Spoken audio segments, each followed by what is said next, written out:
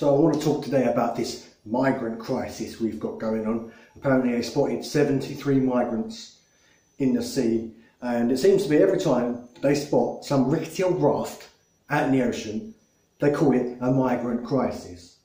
No matter how many people are on board, it's a migrant crisis as soon as you see one migrant coming to the UK. I want to talk about the attitudes we have towards migrants and refugees and what we can do with them, because I don't believe for a second that the attitude of many white working class individuals in this country towards migrants, towards refugees and immigrants and asylum seekers, I don't believe that those views are organically formed at all. They're formed through what people are reading in the Daily Mail, in the Sun, from the mouths of Katie Hopkins, Tommy Robinson, Paul Golding, all these kind of speakers and columnists and media outlets that perpetuate this idea that refugees are dangerous, asylum seekers are dangerous, that they're coming for jobs, they're coming for benefits, they're coming to leech off the NHS. Now, statistically speaking, none of those things are true. None of them. Of course, obviously, you do get the exception to the rule where obviously all stereotypes are based on a little bit of truth. So it does exist, obviously, but the vast majority of refugees are simply coming for a better life. And all these people saying that they're coming to leech benefits, coming to leech off the NHS, coming to take jobs, blah, blah, blah. It's the establishment that's fed you those lines. Racism, I don't believe, is organically formed in the working class. In fact, in many working class communities, racism is something that's, if you let working class communities organically come up with their own ideas and their own values and their own beliefs, racism disappears. Disappears.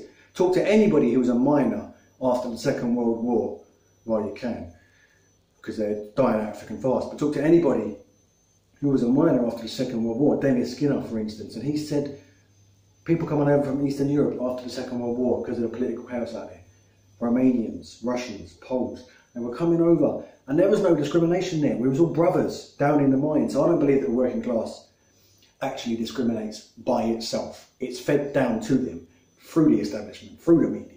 Racism is top down, not bottom up, to quote a canon. So when you're saying we should send them back, we should turn them away, they're coming for benefits, they're coming for, I'd advise you, genuinely advise you, pick up a book on history, on the British Empire. We colonised 2/3 of the Earth's surface. India, Africa, Jamaica, Barbados, all around the world. Colonised it, all of it. And what we did to these people, we are now worried that is going to be turned around and done unto us. We went to India. When we went to India, they had 23% of the world's GDP. When we left India in 1947, they had 3%. So we bled them dry. We completely eviscerated their culture.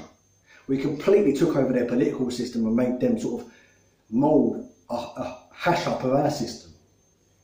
Many of their laws and legislation and their customs, for instance, homosexuality and transgenderism, are big issues in India today. They're not very fond of people who are gay or transgender. It wasn't always like that. Of course, there was prejudice and discrimination, but go back to the days before the British Raj, and India was quite tolerant of homosexuality. It was quite prevalent in their literature, in their arts, and things like that. In their religions, it was quite celebrated in many respects. And then along came Victorian England with their attitudes towards anal sex, oral sex, gay sex, whatever it is, and they rolled out these laws that said you can't have gay sex, you can't have this, you can't have that, that's a sin, that's a sin, that's a sin. And then what happened now is we've got this system in India today that is very anti-gay, because they're still abiding by the values that we instilled in them 50, 60 odd years ago, 70 odd years ago even.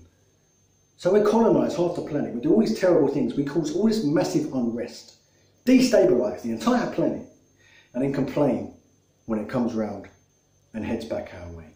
Think about that next time you complain about a boat full of refugees. Think about what country they're coming from, what did my country do to that country?